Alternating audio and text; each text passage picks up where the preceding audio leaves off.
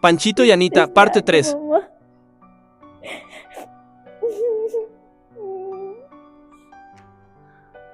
Ya ni hambre me da.